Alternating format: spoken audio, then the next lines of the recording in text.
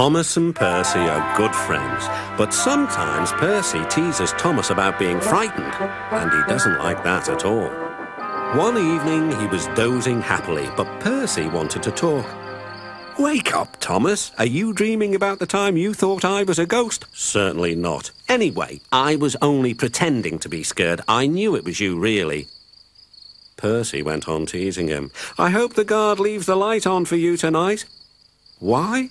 asked Thomas. "I quite like the dark." "Oh, really?" exclaimed Percy. "I am surprised. I always thought you were afraid of the dark. I wonder why." Thomas decided to say nothing and went to sleep instead. Next day, the Fat Controller came to see him. "I would like you to go to the harbour tonight. You have to collect something rather unusual." "What sort of something?"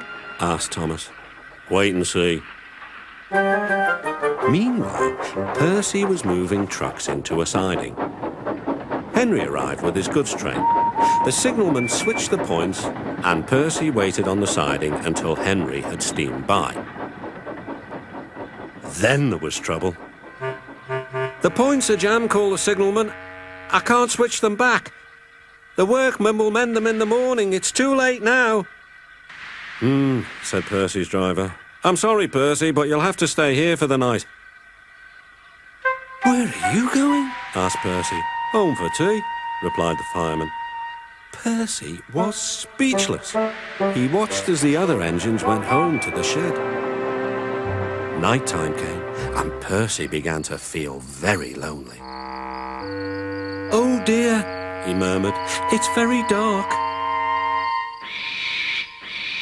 Oh, what's that?" It was only an owl, but Percy didn't realise this. "I wish Thomas was here too," he sighed. Thomas was waiting for his mysterious load at the harbour.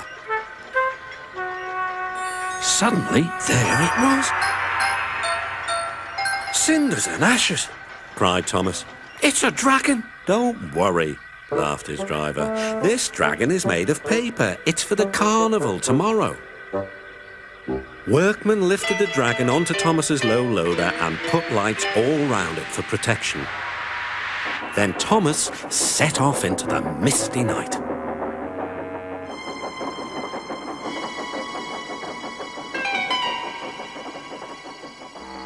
Percy was asleep in his sidings and had no idea that Thomas was approaching him.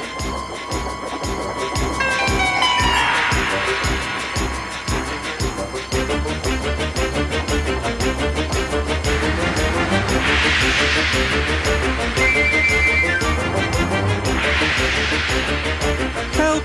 cried Percy. "I'm not going to open my eyes until my driver comes." Next morning, the points were mended and Percy puffed back to the junction.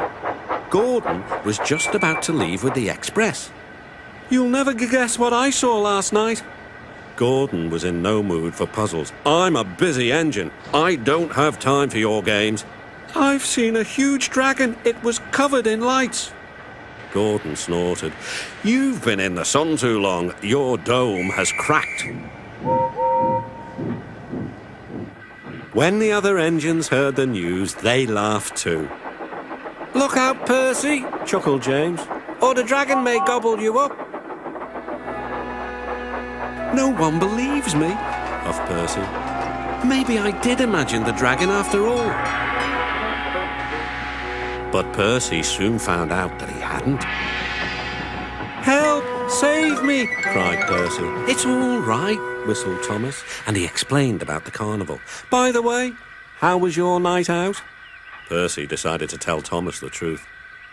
"Well, Percy," said Thomas, "maybe we do get scared sometimes, but if we're not afraid to tell each other, then that means that we're quite brave too."